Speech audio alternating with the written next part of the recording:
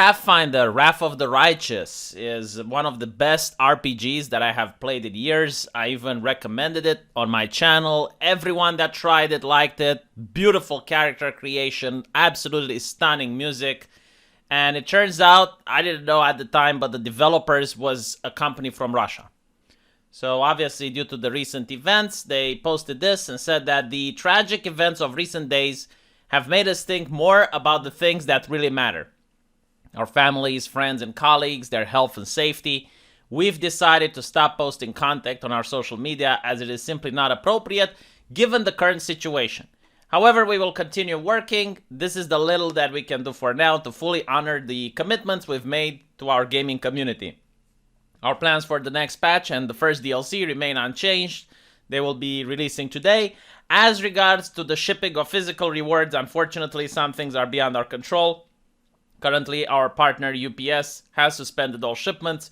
We cannot even predict how the situation will develop. Everything will be restored when that time comes, but until then, we will resume shipments whenever possible. So, understandably, right? I mean, they might not even be able to get payments from the West if the sanctions continue.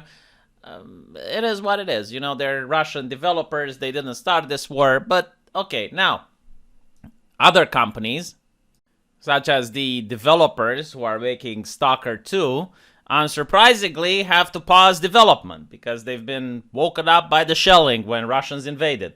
So the Stalker II development is paused. We are trying to help our employees and their families to survive. The Kiev-based studios, GCC Game World, says it's focused right now on helping employees and their families survive the Russian invasion. Stalker II studio, Game World, was one of the first to speak out against the Russian invasion of Ukraine and to call for financial aid for the Ukrainian armed forces. Today, the studio released a brief video emphasizing the increasing danger in the country, which has forced to move its development of Stalker II to the sidelines, while it focused on protecting its employees and families. The video begins with a look inside the motion capture studio, where they record their Stalker II cutscenes. The previous week was ages ago. The video says reflected how quickly and dramatically the situation changes in Ukraine. So, completely understandable, right? I mean, their development studio is exactly where the conflict is taking place. I don't think anyone is upset for them taking this decision. But then you have other gaming companies like the Military Combat Simulator, which had this interesting IGN article saying that Military Combat Simulator developer asks people not to use their game to create fake Ukrainian war footage. So at first I thought, man, they're really trying to advertise that their game is realistic, aren't they? I mean, very weird flex. Not a cool thing to use a tragedy in order to advertise your game. But then I realized that the mainstream media actually did that. Like, they actually used their footage, and it was on national television. Now, Well, in that case, they're completely in the right. What can I say? And then you have the 11-bit studios, which made this War of Mine, saying that every sale is going to go to a charity for the Ukrainian Red Cross. So this includes any DLC you buy, the game itself, it's on Steam. All the money goes there, so they're not taking a cent. Okay, you know, like up till now, I want to say that none of these companies are doing anything that I consider immoral. I mean, it doesn't seem like they're trying to profit from a tragedy or anything like that. They're staying to their convictions. You might make the argument that, okay, well, maybe it's too political or whatever. Fine. But again, I think it's in good taste. All right? So why do I keep saying this? Why do I keep... Because now we're going to talk about EA Games. Right? An American, progressive company. What do you think they decided to do? What do you think they decided to do? Are you guys ready for the black background with white letters? Are you ready for the black background with white letters where the community takes a stance? Where they're going to finger wiggle? Are we ready for it? Let's go.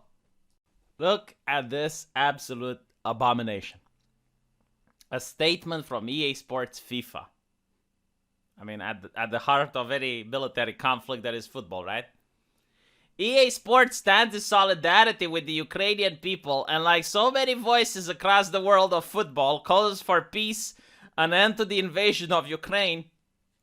In line with our partners at FIFA and UEFA, EA Sports has initiated processes to remove the Russian national team and all Russian clubs from EA Sports. You know, I imagine Putin sitting in a bunker in Siberia somewhere, and one of his advisors comes in. It's like, okay, the US has taken us off the SWIFT, and more sanctions coming from the European Union. And Putin is like, the Russian people will bear. And then they shove this, and it's like, look, EA Sports FIFA has taken the Russian team and the national anthem. Niet. Niet! Niet! Fuck are they doing? So all the Russian clubs are taken away. FIFA 2020, FIFA Mobile. Oh my god, not FIFA Mobile! Not FIFA Mobile! Oh god! We're also actively evaluating related changes to other areas of our games.